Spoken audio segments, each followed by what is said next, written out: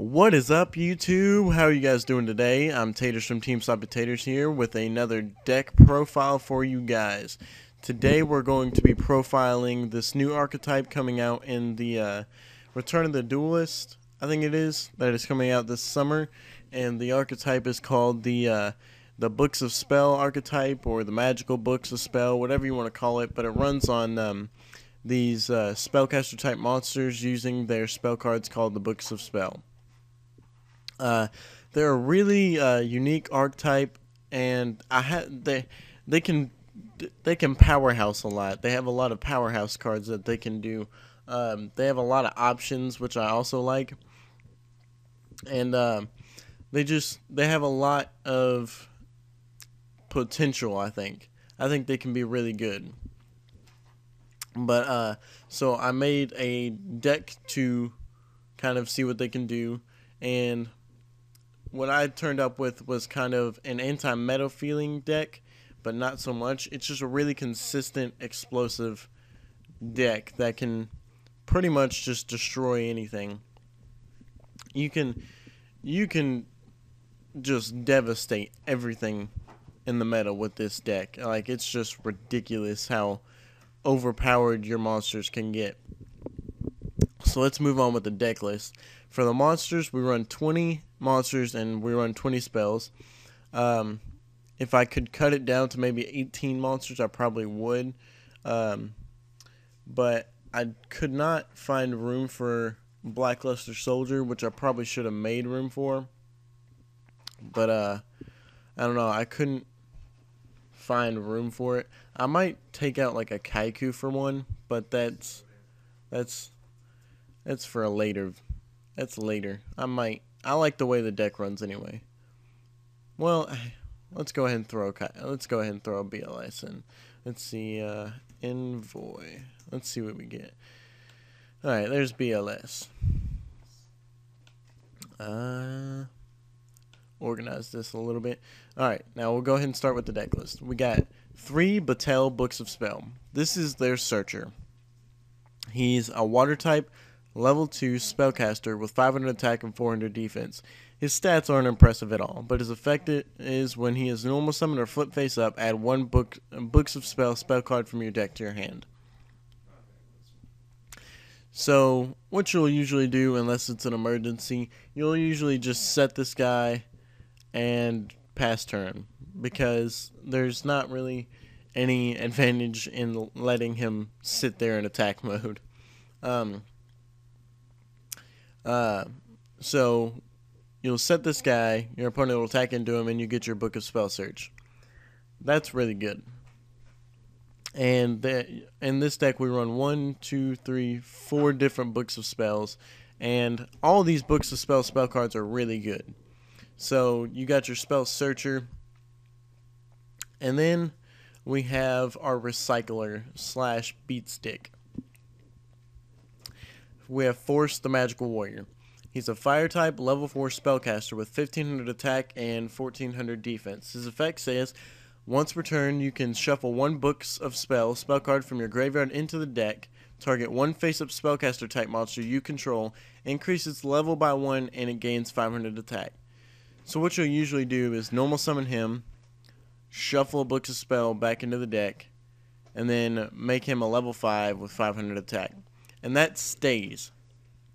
He stays a 2000 attack level 5 monster, which is awesome.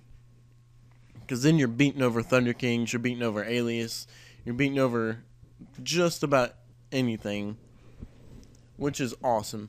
Plus he recycles your Books of Spells, which is really good because you run through these things pretty quickly. And plus, if you have 2 or more out there, you can overlay for a rank 5, which is really awesome as well. Next, we have Cheerio, the Magical Swordsman. He is another powerhouse, which is really awesome.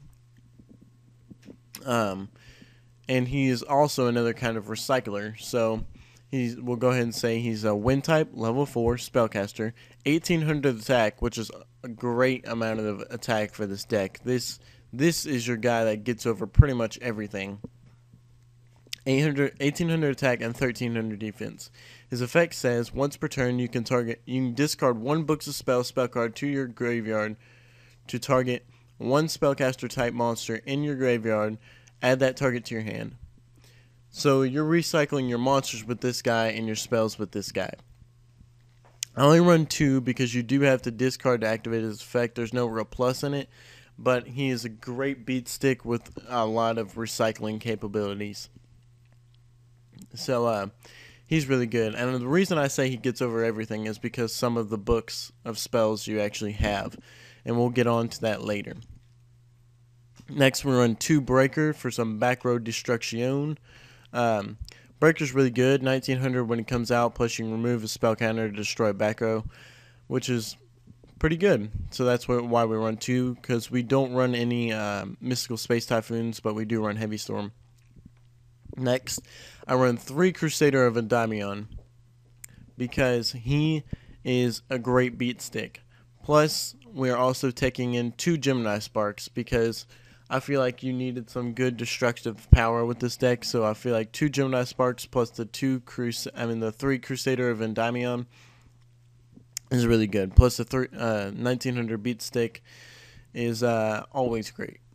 And we use 1 Kaiku because Kaiku is awesome, and with the spells you run, he can get over stuff and actually inflict damage. So you will be banishing shit from their graveyard. I can promise you that.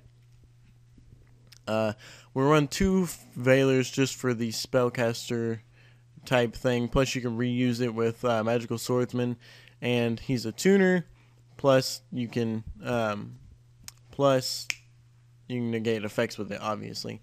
Now, if I actually took time and actually made a legitimate extra deck, I would put Synchros in, but I didn't feel like it because the extra deck is not as important in this deck as most decks are. I mean, it's good to have, but it's not really important. So I didn't really take my time with it. Next, we run 1 Summoner Monk. Summoner Monk is just really good. That's all there really is to say about Summoner Monk. And then for the boss monsters, we run Dark Arm Dragon, Gores, and BLS. Dark Arm Dragon wins games. Gores wins games. BLS wins games. So those are pretty self-explanatory. Next, we move on to the 20 spells. For the spells, we run, for the one-ofs, we have Book of Moon, Dark Hole, Heavy Storm, and Reborn. Those are pretty self-explanatory. And then I already explained the Gemini Sparks. We run those because we run the 3 Crusaders.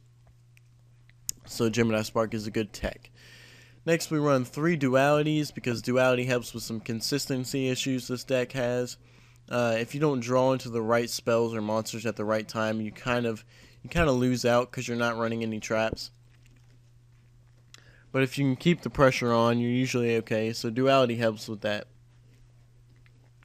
And now we get into the books of spells we run. We run 3 Grimoire books of spells, and it says you can add 1 book of spell or books of spell card except the Grimoire books of spell from your deck to your hand. Only 1 of the Grimoire books of spell can be activated per turn. All the books of spells say that, so you can only activate 1 of each of the books of spell per turn. Now, what's unique about this card is not only can you search the books of spell, but it also says you can search a book of spell card, which means you can search Batel of the books of spell, and I think there's a trap card you can search too. Book of spell. Yeah, you can search the hidden book of spell trap card to put 2 spell cards back into your deck, which is awesome. So this card's really good. It helps with deck thinning and getting the books you need. Next, we run my favorite book of spell. Well, my second favorite. My first favorite's over here, but my all-time favorite's right here. It's the Hygromanthi books of spell. Target 1 spellcaster type monster you control. It gains 1,000 attack until the end phase. When it destroys a monster by battle this turn, you can add 1 books of spell card from your deck to your hand, and then only 1 can be activated per turn. So this card is too broken. You just target a spellcaster, any spellcaster you want, gains 1,000 attack, and then once it destroys something by battle, you get another book of spell. So like equip it to Kaiku, he becomes 2,800, run something over, and then banish 2 cards. Breaker goes to 2,900, run something over. Let's see, he goes to 28, he goes to 18, 29, 15. This guy can get up to 3,000 in one turn. So yeah, it's pretty good. You're just running shit over all day with this card because you reuse this card constantly. So the 1,000 attack plus you can grab another book of spell is just too amazing. Next we run 2 Necronomicon books of spell. It's an equip card, and I love this card because it lets you just rape shit. The effect says, banish 1 spellcaster type monster from your graveyard and reveal 1 other books of spell card from your hand to target 1 spellcaster type monster in your graveyard. Alright, so you banish your spellcaster, reveal another book of spell, and then target another spellcaster in your graveyard.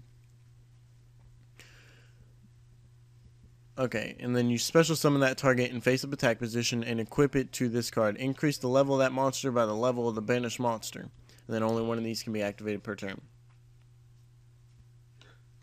Well, I accidentally clicked another deck. Where did it go? Come on. Alright, so what you do, you banish a spellcaster, reveal a book of spell, target a spellcaster, special summon that spellcaster, and then it gains levels equal to the spellcaster you banished. So that's awesome, and only one of them can be activated per turn. I only run 2 because of the fact that you have to reveal another book of spell when you activate it. But it's still a great card. It helps run things over because you keep your field present. You just swarm the field so easily with this deck. Next, we run my favorite book of spell, the Torah books of spell. It's a quick play, and it says activate one of these effects. Target 1 spellcaster type monster you control. During this turn, it's unaffected by the effects of other spell cards. Or you can target 1 spellcaster type monster you control. During this turn, it's unaffected by the effects of trap cards. So you activate the Hygromanth, make something a huge beat stick, then attack, and if they try to do some shenanigans, chain Torah books of spell. Unaffected by traps, unaffected by spells. And then they just sit and cry because they got beat up with a 2,900 Crusader of Endymion. So that's the deck, guys. I'm not really going to talk about the extra deck because, like I said, it's really your preference. Just have like some rank 4s and 5s and then some generic synchros. There's no really like precise formula for the deck. So you guys can just have fun with the extra deck. But I hope you guys like the deck. It's going to be a really unique archetype when it comes out. I'm hoping to have some fun with it. I know my cousin is going to try and pick up the cards because he loves spellcasters. So if you like the deck, leave a comment and tell me what you think about this this archetype or even the deck. But leave a comment and like the video if you liked it. Subscribe if you love us that much. And if you're already subscribed, send us some love. Thanks, guys. TeamSlopyTaters out.